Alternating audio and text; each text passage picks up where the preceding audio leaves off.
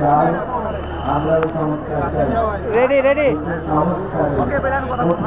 ওকে কোরআন সুন্নাহ বিরোধী কোনো কিছু ওকে ওকে অবস্থান করছে প্যান্ডেলের বাম পাশে পরিষ্কার করে দিয়েছে। প্যান্ডেলের মধ্যে এই মুহূর্তে অবস্থান আছেন সাখাওয়াত হোসেন রাজি সাহেব আরো হেফাজত ইসলামের জন্য মহাসচিব সহ হেফাজত কোরআন সুন্নাহ ইসলামের জুনায়েদ আল হাবিব সহ প্রত্যেকটা নেতাকর্মী কিন্তু স্টেজের মধ্যে আছেন। আমরা স্টেজের পিছনে দাঁড়িয়ে আছি। লক্ষ লক্ষ হেফাজত অবশ্যই এই প্রবেশের প্রত্যাখ্যান করতে হবে। রাজি সাহেব একজনের মতামত দিব যে আপনাদের এখানে আসার উদ্দেশ্য কি এবং এখান থেকে আসে আমরা গত 16টা বছর রাষ্ট্রযন্ত্রকে ব্যবহার করে বেশিরভাগ জুলুম নির্যাতন করেছে, শিকার হয়েছে বারবার।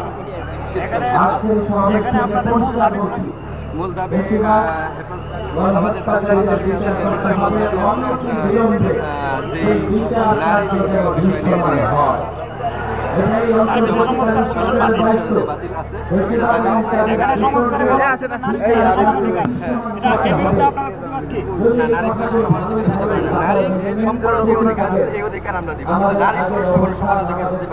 আগের কথাগুলো আপনাদের কাছে পরিষ্কার, সহযোগিতা করছি, সহযোগিতা করব।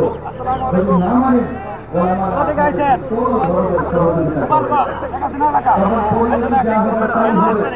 আজকের এই মঞ্চে এই বিষয়টাও আমি স্পষ্ট ঘোষণা দিতে চাই।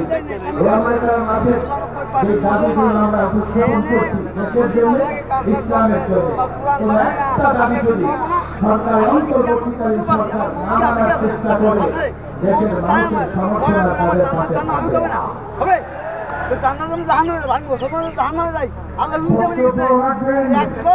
হেফাজতে ইসলাম বাংলাদেশ কাটাই গেল আর একজন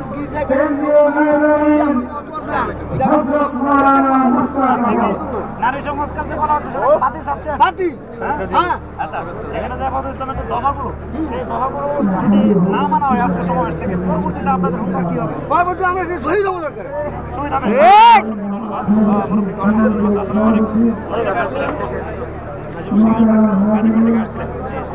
আপনার এখানে আসার পর অভিভুক্ত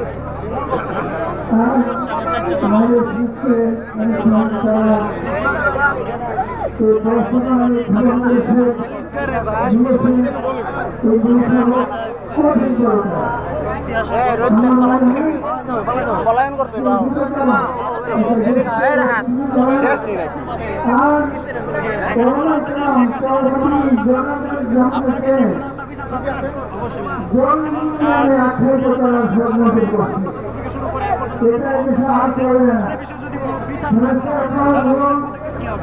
বিভিন্ন আমরা আসলে কিন্তু কোরআন সরকার সংস্কার করে না, কোরআন করে না, কোরআনের বিধিবিধান যেগুলো আইনসহ এখন আছে কিয়ামত পর্যন্ত থাকবে।